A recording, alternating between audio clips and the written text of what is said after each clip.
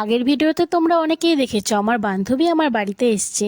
আর ও আসার কারণ একটাই ছিল যে ও আমাকে নিতে এসেছিল, কিন্তু আমি সেটা জানতাম না, ও আমাকে না বলেই এসেছিল। ও কালকে এসছে আর আজকে আমরা চলে যাব। একদিন ছিল এখানে এখানে ব্যাগপত্র সমস্ত কিছু গুছিয়ে নিয়েছি আমি।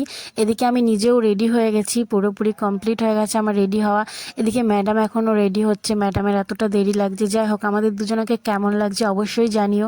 যেন একটা কথা কি, আমাদের দুজনের কিন্তু বয়সের ডিফারেন্স অনেকটাই আছে। যাই হোক, মনের মিল অনেকটা বেশি আছে, তার জন্য ওর সঙ্গে আমার এতটা মিল।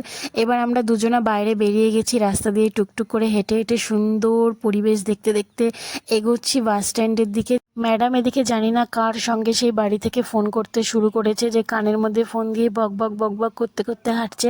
আমি আর কি করব, পেছন পেছন ফোনটা নিয়ে টুকটুক করে করে হাঁটছি, কিছু করার নেই। 100বার বলা হয়ে গেছে, এবার ফোনটা অন্তত রাখ আর আমার সঙ্গে একটু কথা বলতে বলতে চল। কার কথা কে শোনে, কানের মধ্যে ফোন দিয়ে সেই যে শুরু করেছে, সে আর থামার কোনো শেষ নেই। যাই হোক, কথা বলতে বলতে আস্তে আস্তে হাঁটতে হাঁটতে আমরা অটো স্ট্যান্ডে চলে এসেছি। আর এখানে এসে অটোতে বসে পড়েছি। দেখি তার এখনও কথা বলা তার বন্ধ হচ্ছে না, সেই যে বক বক শুরু করেছে তো বক বক করেই যাচ্ছে। মনে হচ্ছিল ঠাস করে একটা চড় মেরে দিই। যাই হোক, মেরেও দিয়েছিলাম। এরপরে অটোও ছেড়ে দিয়েছে আর অটোতে উঠে পড়েছি, অটোটাও ছেড়ে দিয়েছে। তারপরে আমরা আস্তে আস্তে চলে আসলাম শান্তিপুর স্টেশনে নেমে এখানে আমরা আর একটা অটোতে উঠবো। সেই অটো স্ট্যান্ডের কাছে যাওয়ার পরেই অটোওয়ালা বলছে এখন অটো ছাড়া হবে না, ট্রেন আসবে তারপরে।